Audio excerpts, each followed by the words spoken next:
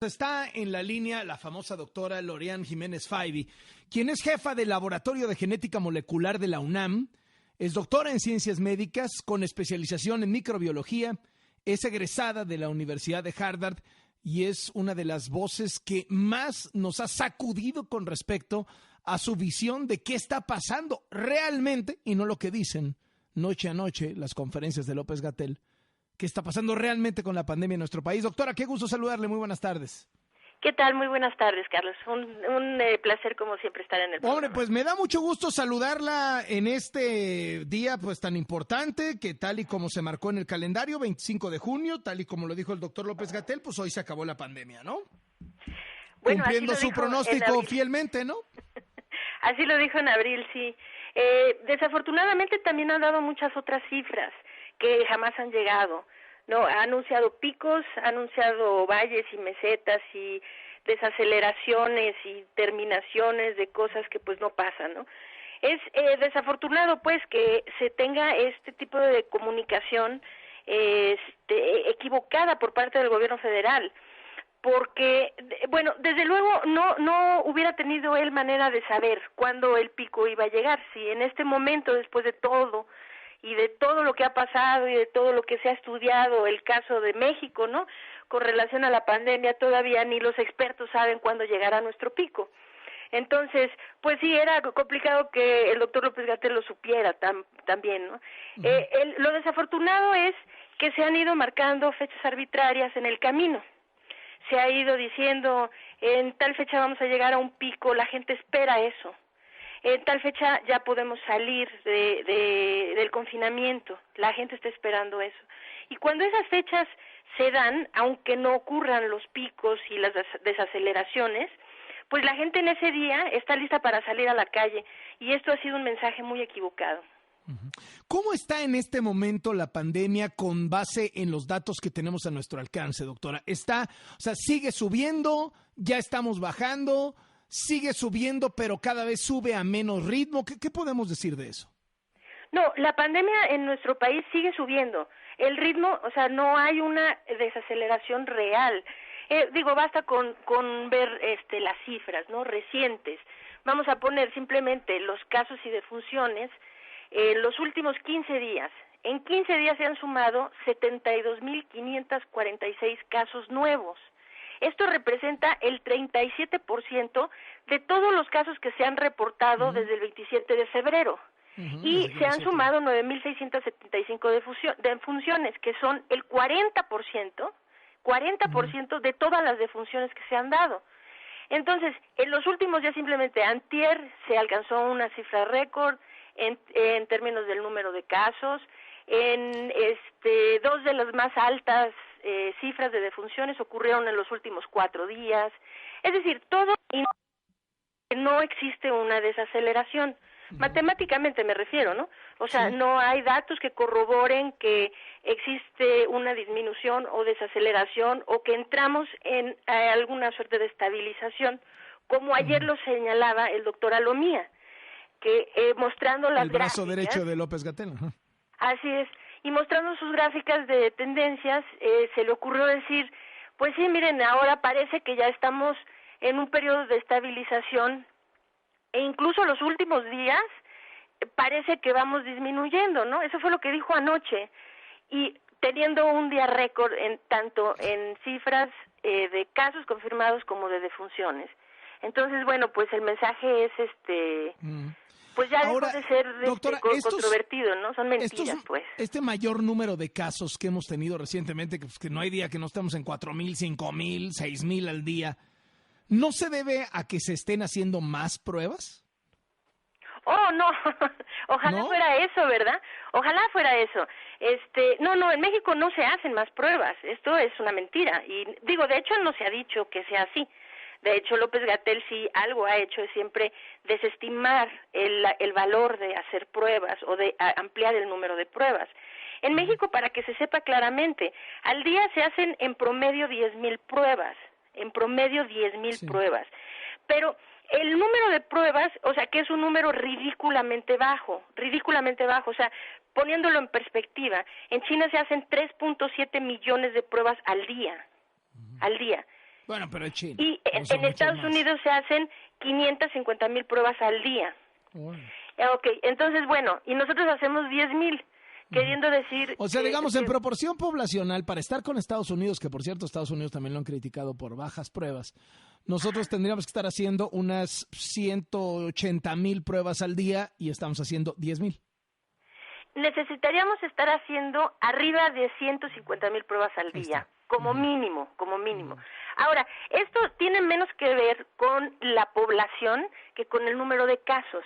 Es decir, que la cifra que realmente importa no es tanto cuántas pruebas se hacen como número total, ni tampoco cuántas pruebas se hacen en relación a la población, o sea, cuántas pruebas per cápita.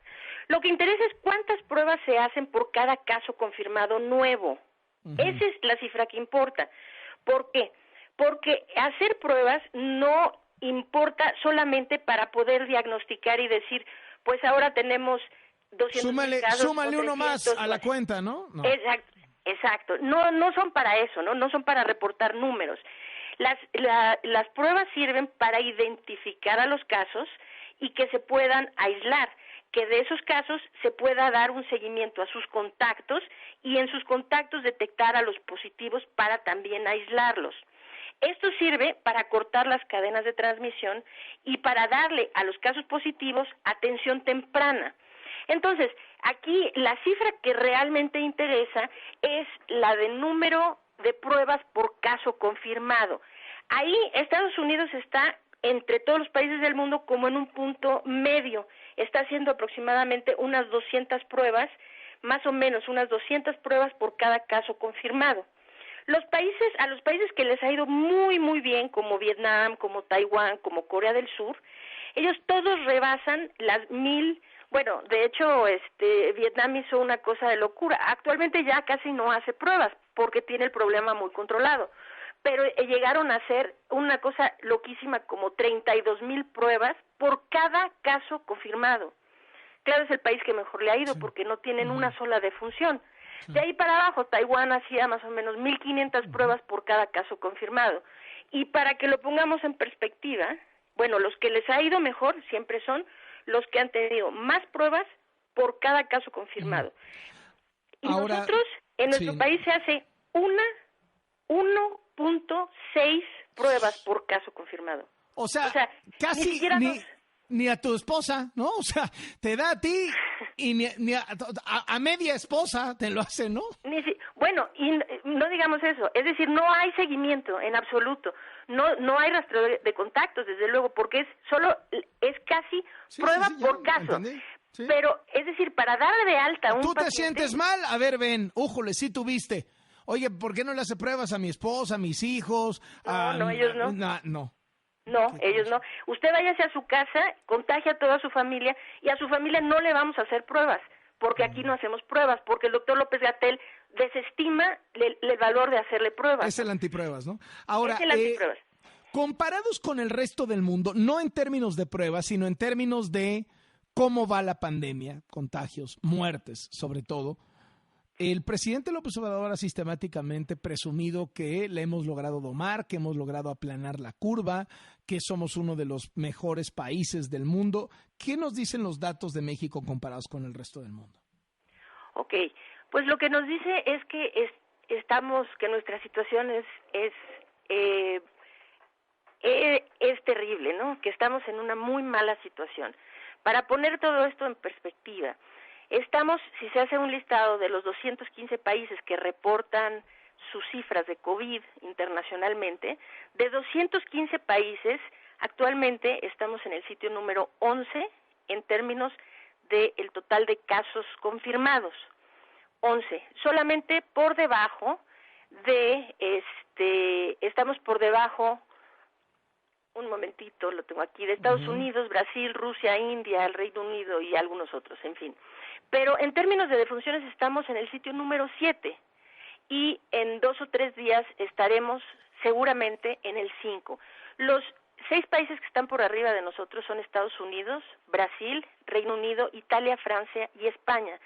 Pero nuestras cifras ahorita de defunciones, que suman ya 24,324, están tan cerca de España y de Francia que seguramente en menos de una semana estaremos, bueno, vamos a decir 3 o 4 días, habremos ya superado la cifra de defunciones de España, y en aproximadamente tal vez una semana estaremos superando también la de Francia y quedaremos en el 5º lugar a nivel mundial.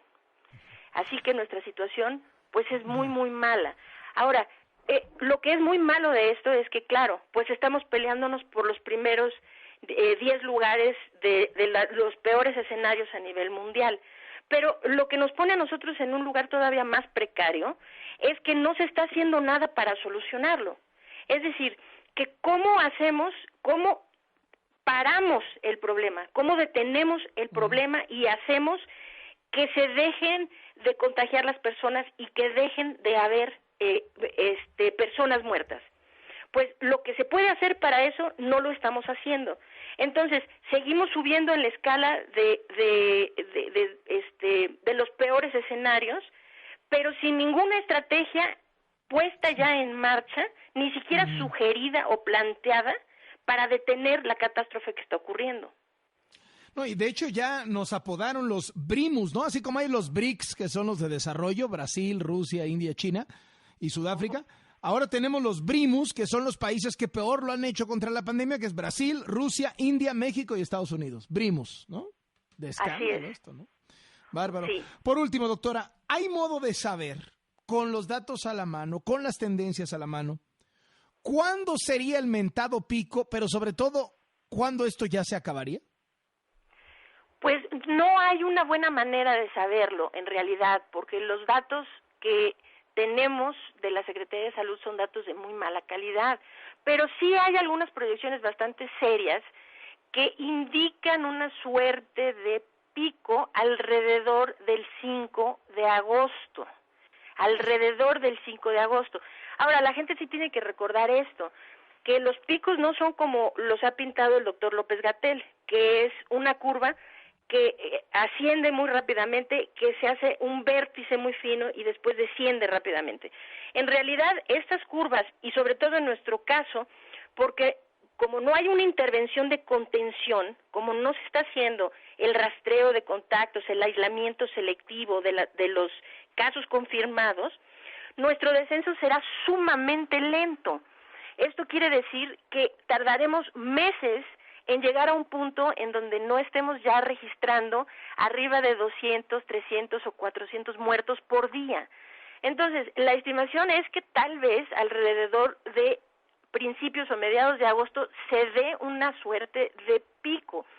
Pero para el 1 de octubre se está estimando en estas mismas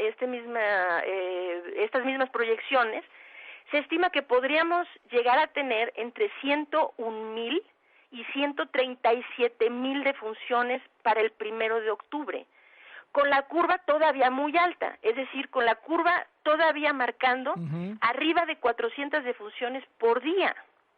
Entonces, el fin, así como tal, el doctor Arturo Erdely todos los días pone una estimación, ¿no? Es más que una proyección o una predicción, es una estimación, de acuerdo con los números que van.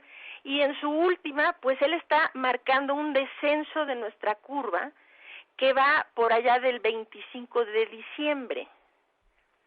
Es decir, que hasta finales de diciembre, ahorita como va, pero esto puede cambiar porque como sigue creciendo, cada vez se aleja más el pico y cada vez se aleja más el fin.